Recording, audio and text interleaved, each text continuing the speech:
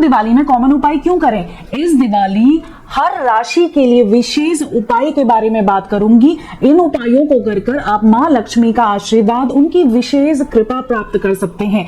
इस वीडियो में ये भी जानकारी दूंगी कि आपको कौन सी लक्ष्मी के स्वरूप की पूजा करनी चाहिए अपनी राशि के अनुसार। दिवाली पूजन का सबसे सर्वोत्तम मुहूर्त क्या है? तो चलिए जल्दी से जुड़ जाइए हमारे चैनल से। जिन्होंने अभी तक लाइक शेयर सब्सक्राइब नहीं किया है तो जल्दी कीजिए, ये सबसे शुभ मुहूर्त है। तो चलिए आज बात करूंगी अष्ट लक्ष्मी के रूप के बारे में। लक्ष्मी के इन 8 स्वरूपों का दर्शन करते हैं। सबसे पहली देवी है हमारी मां आदि लक्ष्मी। सृष्टि की रचना करने वाली हैं। भगवान विष्णु से इन्होंने विवाह किया था और इनकी साधना करने से सारे सुख मिल जाते हैं। दूसरी हमारी माता का स्वरूप है धार्या लक्ष्मी। जी हाँ, वीर लक्ष्मी भी कहा जाता है। भौतिक और आध्यात्मिक रुकावटों को दूर करती हैं। किसी भी तरह के युद्ध में विजय की प्राप्ति के लिए धार्या लक्ष्मी माता की पूजा की जाती है। अकाल मृत्यु से सुरक्षा भी मां प्रदान करती हैं। मां का तीसरा स्वरूप है संतान लक्ष्मी। स्कंद माता के रूप में संतान सुख प्रदान करती हैं और भक्तों की रक्षा करती हैं। मां का चौथा स्वरूप है विद्या लक्ष्मी। जैसे नाम से ही संबोधित है, ज्ञान कला कौशल प्रदान करती हैं। किसी भी शिक्षा के क्षेत्र में सफलता के लिए मां विद्या लक्ष्मी की आराधना की जाती है। मां का पांचवा स्वरूप है धान्य लक्ष्मी। अन्न और प्रकृति की देवी है। अनाज का अनादर कभी भी हमें नहीं करना चाहिए, नहीं तो धान्य लक्ष्मी मां नाराज हो जाती हैं। मां का छठा स्वरूप है गज लक्ष्मी। कृषि संतान और समृद्धि प्रदान करने वाली देवी माना जाता है।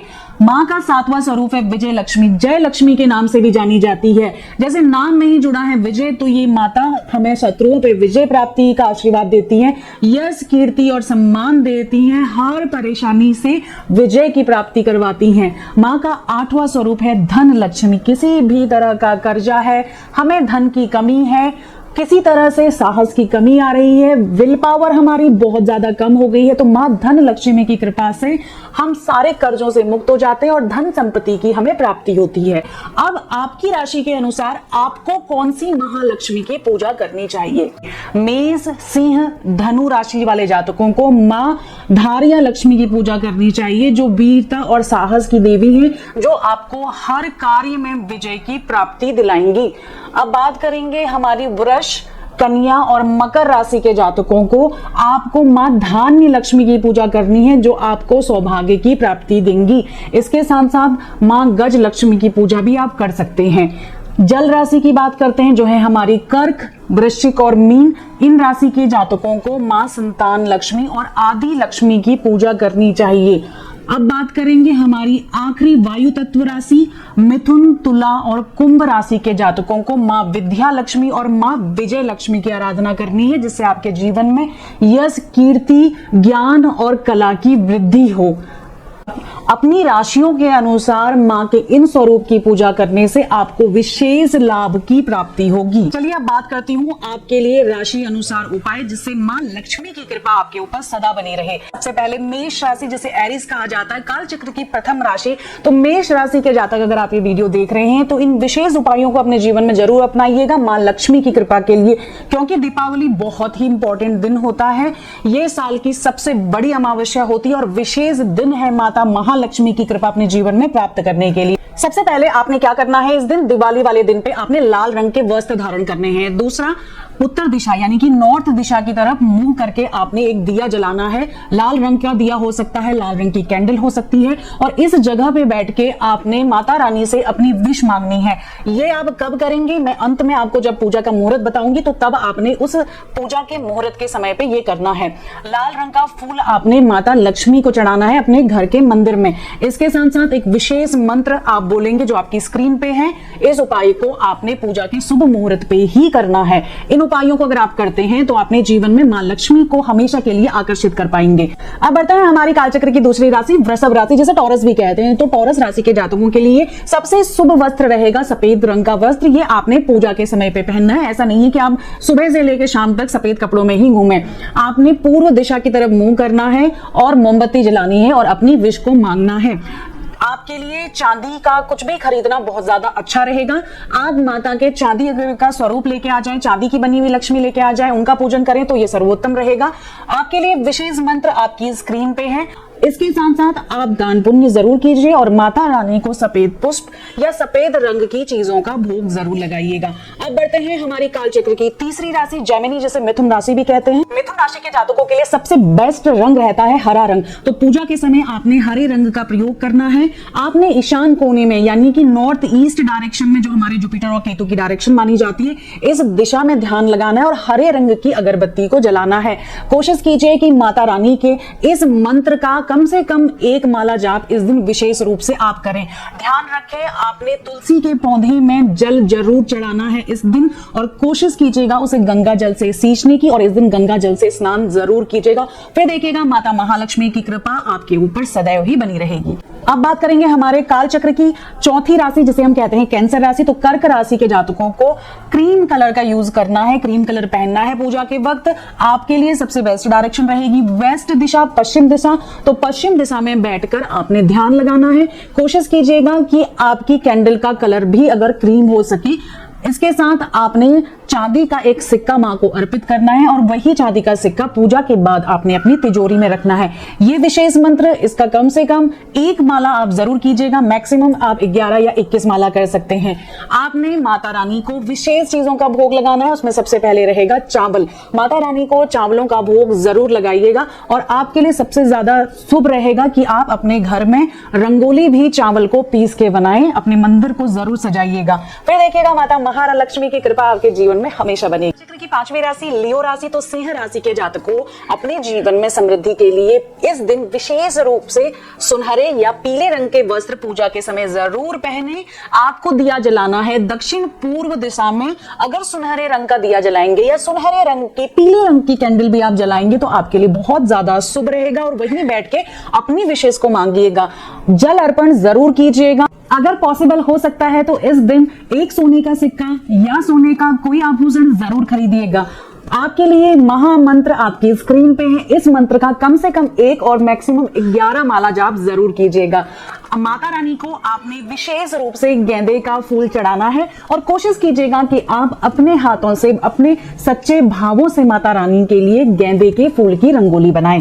कालचक्र की छठी राशि कन्या राशि, वर्गो जिसे कहा जाता है, आपके लिए सबसे शुभ रंग रहेगा हरा या भूरा रंग। जी हाँ, हरे रंग का या भूरे रंग का वस्त्र आपने पूजा के समय पहनना है। आपको दिया जलाकर विश मांगनी है घर के उत्तर पश्चिम दिशा में, यानी कि नॉर्थ वेस्ट दिशा में।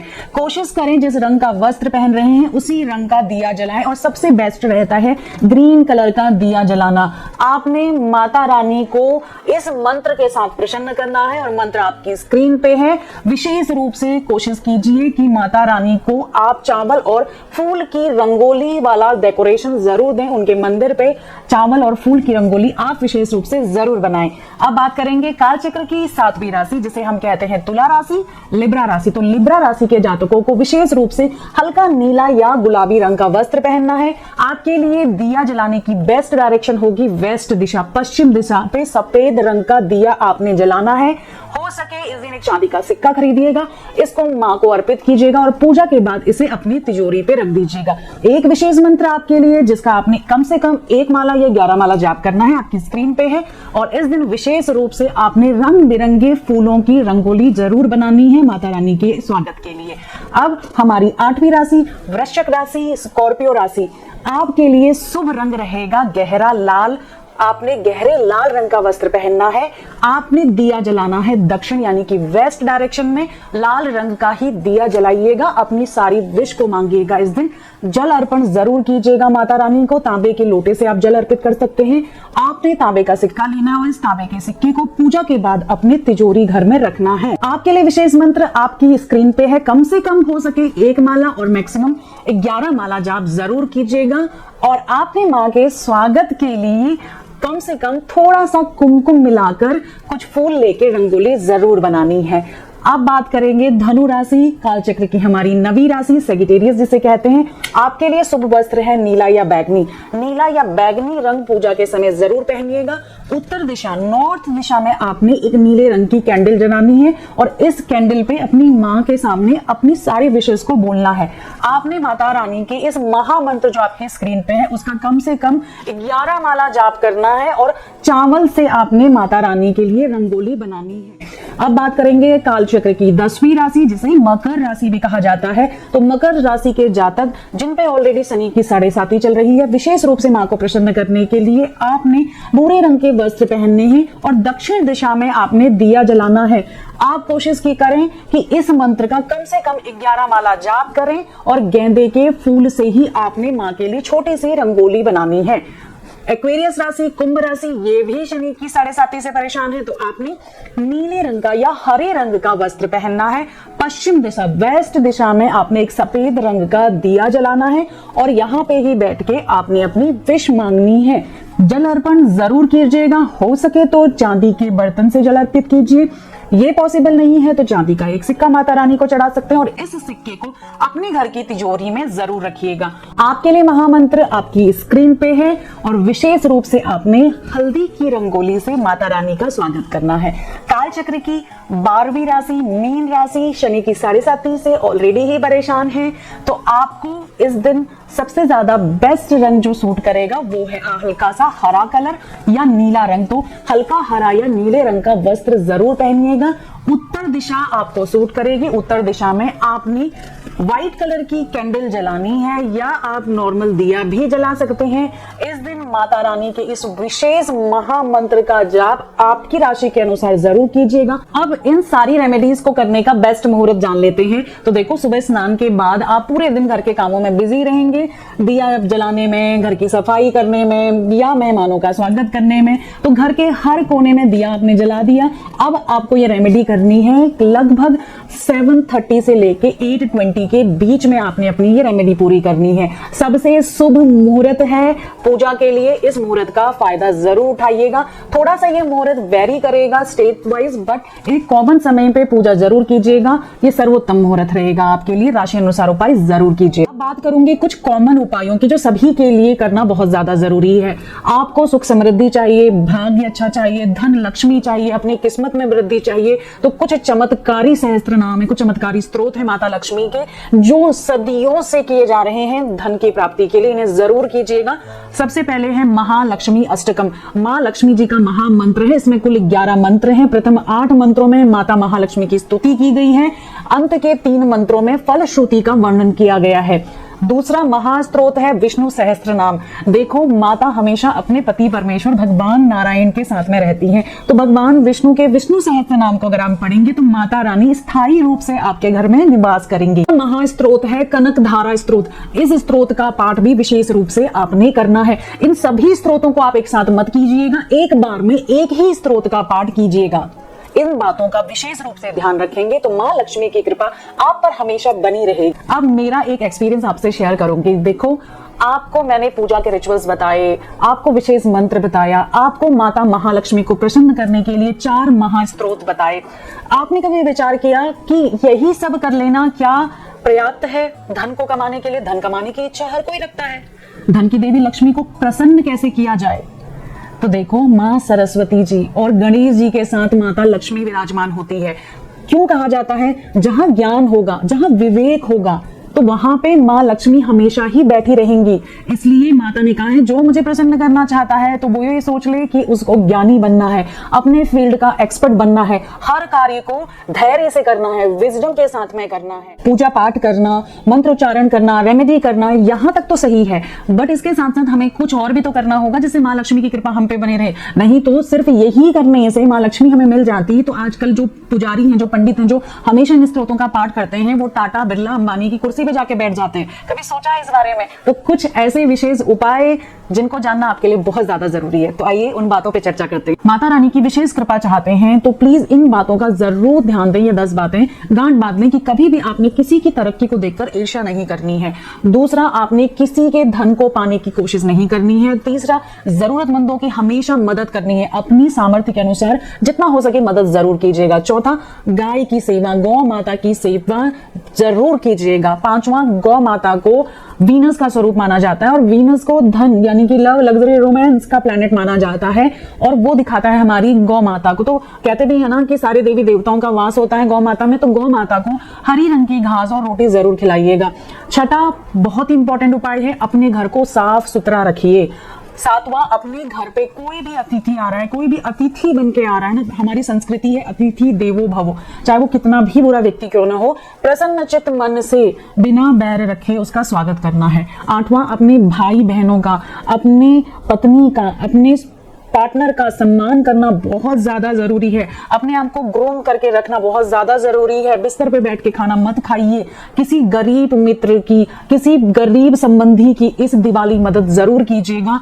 और 10वां आखिरी आपके लिए एक टिप मैं आपके साथ शेयर करूंगी कि मंदिर में जरूर जाइएगा, जितना हो सके अपनी सामर्थ्य के अनुसार पुजारियों को, जो वहां पे गरीब अपाहिज लोग बैठते हैं, जो लोग दिवाली नहीं मना सकते हैं, कोशिश कीजिए कुछ न कुछ वस्तु का दान करने की, जिनसे उनकी दिवाली भी अच्छी हो सके। अगर आपको ये वीडियो पसंद आया है तो अपने फ्रेंड्स के साथ शेयर जरूर कीजिएगा, अपने रिश्तेदारों के साथ शेयर जरूर कीजिएगा, उनको भी इस महालक्ष्मी कृपा का बेनिफिट्स उठाने दीजिए, क्योंकि राम राज्य है, हम सभी की मदद करेंगे। हम कहते हैं ना, सर्वे भवन्तु सुखिनः। तो इसी के साथ इस वीडियो को अंत करती हूँ, फिर मिलूंगी आपसे एक नई वीडियो में। अगर रेमेडी से रिलेटेड कोई भी डाउट्स है तो मन तक मत रखिएगा, कमेंट सेक्शन में जरूर पूछ लीजिएगा। जय